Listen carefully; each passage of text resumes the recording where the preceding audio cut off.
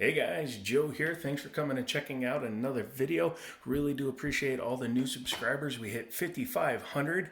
Actually, it's like 5,520. So that's really awesome, especially for a channel that isn't doing this to make a living. I do this because it's fun. I get to check out some cool stuff and I get to pass on some information to you. So once again, thank you very much. Maybe consider getting subscribed if you aren't, because I do a couple of videos per week. And now that my foot is getting so close to being fully healed, I'll be able to do some more stuff like with the car and with car reviews from friends and stuff I just have laying around. So keep coming back, keep subscribing, keep leaving messages, all that good stuff, and you'll help me grow the channel so that I can afford to do this. Because again, I don't do this for a living. If I was making a living off of this, I'd be eating at the dollar store every day and then still starving. So yay! Let's get into today's video. Now, as you guys know, I recently built my own Glock, and I also bought a Canic, that TP9 SFX that you saw, and I'm thinking about actually getting rid of the Canic because this came into the shop. It's another Girsan, it's another blue box, and it is another Girsan EAA combo pistol. This is the box for it, and this, my friends, is the actual firearm. It's a Girsan MC1911 ST version, and as you can see, this one has a red dot. We'll come back to that in a moment. Let's take a look at the box. Inside the box, you do get a package which contains your Allen wrench or Allen key for the rear sight to remove it and replace it, your book, your gun lock, and up here, and this is an important thing, if I can get it out, which of course I won't be able to just because I'm trying to do it on camera. There we go. Is the actual plate containing the rear sight for the non-red dot users among you. Those are funny. I guess you could stick them in there if you really want to. But yeah, EAA and Girsan by extension make some pretty good stuff. They make the EAA Tang Folio line, which makes a really nice CZ clone, CZ target pistol knockoff, and their witnesses can run up to $3,000 to $4,000, so they know what they're doing. And this, again, is their 1911. It's a very reasonably priced firearm, especially considering it comes with a red dot. This one is for sale at Liberty Arms for just over $600.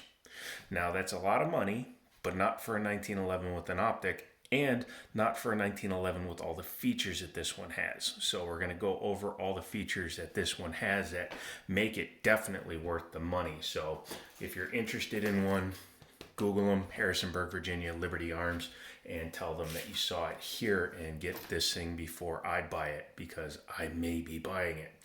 This is FDE, kind of like that Beretta clone, the Girsan Regard, but again, this is the MC1911 ST. It's the variant with all the toys on it, and it's missing only one thing, and I'll show that to you when we get to it. But looking at the outside, this is a railgun, which you usually pay extra money for. It has front and rear slide serrations, which you usually pay more for. It has front strap checkering as well as back strap checkering. Front strap checkering is not seen on sub $750 guns most times. The cheapest guns I've seen with front strap checkering are actually some of the Ruger lineup, and those come in at around $900. I believe the Desert Eagle, the G model, I think has front strap checkering. And again, that's in the $800 range. So to get a $600 1911 with a red dot with front strap checkering is pretty cool. Has just standard plastic grips on it, but 1911 grips will fit, interchange totally, so you're wide open when it comes to that. Lightened trigger, but non-adjustable. That's the only thing they kind of skimped on, which is okay, I guess, because for the money, it's still a really decent trigger. It's still better than a striker fire trigger, and you can always add an adjustable trigger if you really need one. It has a generous beaver tail. Nice upswept, comes up over the back of the skeletonized hammer. Has a nice memory notch. This is very similar to that $850 MC 1911 match I did a video on, which if you look through the videos, you'll be able to find the video on that. Most of these features are the same. The biggest call out for this particular gun happens to be the red dot. But first, MB safety. Cutouts for your fingers, which the standard old A1 model didn't have, or actually the standard model didn't have, and it does have the semi-flared ejection port. Half-length guide rod, and a nice blacked out bushing as well. Focus. Let's go ahead and talk about the red dot. When these first came out, they had a red dot made by ADE. It's a cheaper company, Chinese style company. This is a Perry sight. Not sure exactly who the parent company is for Perry. However, it is a red dot. It does have a, almost a hollow optic set up to it. And being a red dot, there you go. You can see, I think it really needs to be adjusted. Not that you can co-witness with this thing, but yeah, this thing's way off. To get on target, I'd be pointing down at like the ground almost. Now, I do have another red dot that's actually smaller. This is the CT 1500, and it would actually fit on here and probably sit up a little bit more forward. But yeah, that's another thing you can do. You can change this out for a different red dot if you have one that will fit on that mount. So you could change out your red dots. This was on my Canik because I was just testing it, but it's probably going to wind up on my Glock. So that's just sitting there because I have it. Otherwise, it's just, a very simple one. It does have its adjustments there and there. So you have elevation and windage, so you can adjust the sight for that. It just has one button on, one button off. There you go. And it's, because of this UV, I think that's a UV coating on the front there. It actually prevents you from getting a clear picture. You can see even through the camera the way the holographic or the way that it's radiating light. Even in real life, it's giving me almost a false dot. I can see where the laser comes out and hits that refractive coating. Could be a problem with the cheaper ones because this Crimson Trace obviously doesn't have it, and its sight is even more clear. When it's actually, you can see there's the red dot. It's a shake to on, but it doesn't have nearly as much glare on the front, so I would probably go with something like a Crimson Trace. It's just nice to have that cutout already in the slide, and the fact that it comes with the plate already mounted too. Otherwise, it's a standard 1911, so it's not any different than any other one. It has the internal extractor. There's your hammer. It just has a white dot front sight, which doesn't co-witness with that rear sight. So again, it's kind of a useless front sight as it sits, but it does match with the sight that comes in the box. So that's good. Let's go ahead and disassemble it for you. There's your mag. ACT probably. It doesn't say MECR, so I'm assuming ACT. It's not a rear seam welded one, so it's a better mag, so that's good. And it's an 8+1 capacity. And I tried it with other ones like my Wilson Combat mags, and it works fine. Just double check, nothing in there. Yep, we're good. I did run hollow points through this, not shooting, but just feeding to test it because I was thinking about buying this one just because, again, the price plus the equipment is a very good deal. And hollow points feed no problem in this double tap and federal, so it should feed most other hollow points very well. But once you've all done all that and your hammer is in the rear position, go ahead and lock it back. Being a brand new gun, it probably has a stiff spring, so I like to use the base pad of a magazine. Just push down on the plunger. You can always get a plunger tool. They're just a couple of bucks, but you really don't need it for most 1911s. As you can see, that comes out very easily. Once you do that, you drop the safety, bring it back to the takedown notch, which is the second notch, the rearward notch. Pull out your slide lock slide release. Don't spin it because you can put an idiot mark, and on different colors like this, you can definitely see when you scratch it. Half-length guide rod, so it just fell out when I took it apart. And then slide your barrel bushing over. I tend to leave it in until I take the barrel out because it keeps the barrel from shaking. Your dropping link needs to be in the forward position, and then it just comes right out.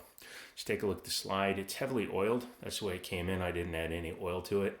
The coating seems to be nice and even and all the way through it. Looks like they polished it off of the rail here, or the tube here, because there's a little bit down in the recess.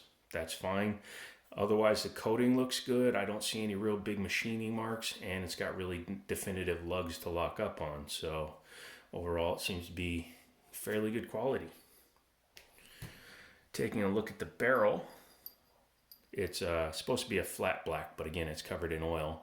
But it looks to be really nice. I was looking at it. It has a very aggressive twist pattern to it. That's more than a 1 to 8. I think that's like a 1 to 9 twist. So that should actually get your bullet spinning pretty good. So hopefully that will aid in accuracy. The faster the bullet spins, the less it moves around when it's flying. So that's why rifle barrels are better than, you know, the old flintlock ball pistols that could be non-lethal from 8 feet. Let's take a look at the frame again. All steel, nice and heavy, probably 41 ounces because it's got this and the red dot on it.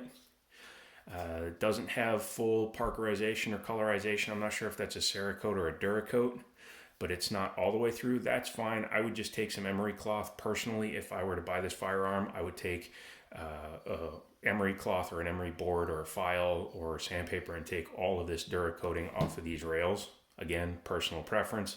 I've done this. Don't do it if you haven't ever smithed your own firearm, and that would make it even smoother. Series 70 style internal, all that means it does not have a drop safety. And again, Series 70 style, don't bitch in the comments. Field stripped, it's just like any other 1911. You have your spring, your bushing, your plunger, your bushing, your guide rod, and all your other parts. So it's very, very easy to take apart and put back together. If you've ever done a 1911, they're all the same. Unless you have like a 2011 or a officer size without a front bushing, which I've also shown on this channel. Go ahead and put your barrel back in. Make sure your drop link is in the up position. Take your guide rod, set it in place. Take your spring. I will put the closed end over the guide rod. There we go. Actually, I always do this wrong. Bushing first, because it has to go over to the other side. Otherwise, you have to wiggle it around the bushing or the spring. Take your recoil spring, put it in like that. Go ahead and flip your gun this way. Make sure your dropping link or your drop link is in the down position. Line up your rails, bring it back. That's why you got to hold it when it's only a half-length guide rod. Line it up so that your drop link is in the hole. Start your slide lock slide release through there. That will allow you to then manipulate the slide to get it into the takedown position. Lift up on the slide lock, otherwise you're going to put the idiot mark on your gun. Drop the slide lock as close as you can to the tube for the spring and just set it right in there.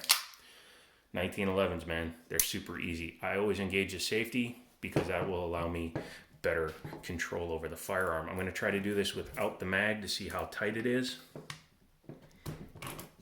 And you can see I can do it with just my fingers. There you go. Once you're back in action, you just kind of drop your safety, rack it, and test it. One thing, this thing is super lubed, so in its current setup, it's actually quite smooth already. Very good. Again, it'll get a wipe down before it goes back, but very nice trigger. 1911s, even the worst 1911 trigger is better than any polymer trigger or striker fire trigger out there. Fight me. Single action, that's it. Boom.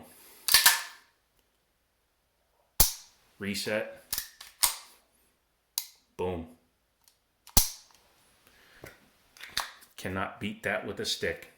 So that is the Girsan EAA, European American Arms Incorporated or Importers, 1911 ST. And again, I may have bought this one by the time you see this video. It's between this and a set of wheels for my car. So if you want to see one, give Liberty Arms a call. Again, they're down in Harrisonburg, Virginia. Just Google them and tell them that you saw it on the Jiminy Show and you want to check one out or have one sent to your local FFL. That's it for this one. I'm out of here. Come back later in the week for another one, a really cool one from Kel-Tec. And just like always, I'll talk to you later.